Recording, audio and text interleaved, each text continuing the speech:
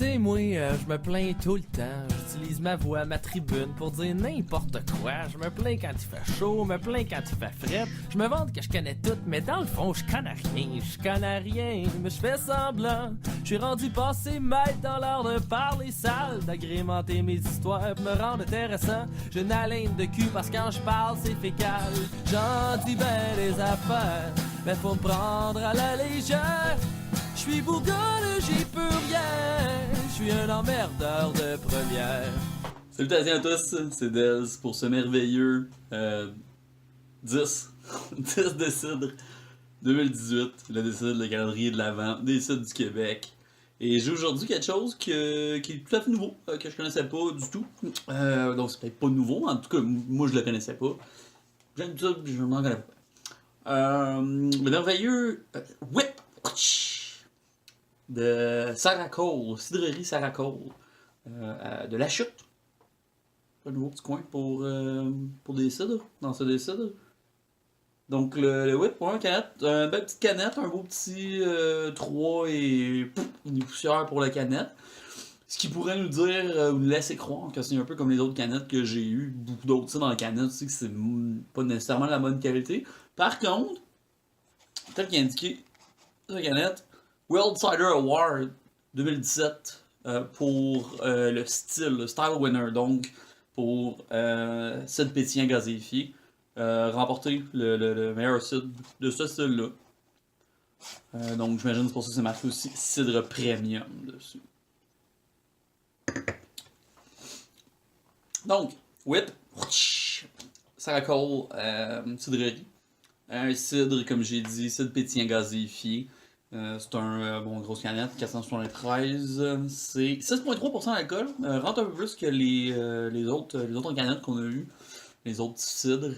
Évidemment, après celui de 12% d'hier, c'est pas le même level, mais quand même, c'est dans les plus forts qu'on a eu.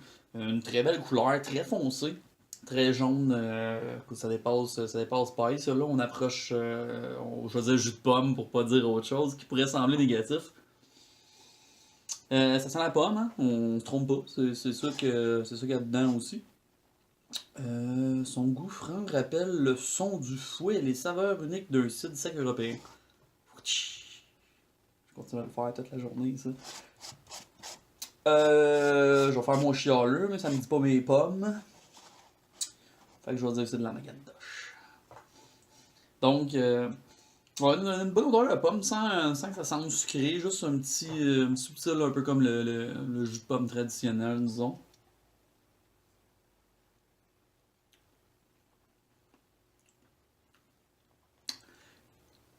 C'est quoi de la pomme sans être sucré, ça n'a pas ça n'a pas l'acidité, ça n'a pas c'est pas l'acidité, pas le sucré, juste le goût de pomme.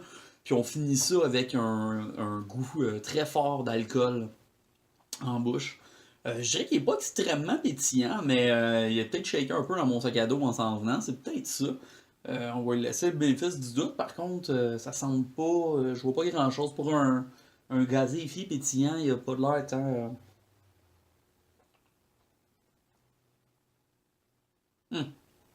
Alright, je le vois.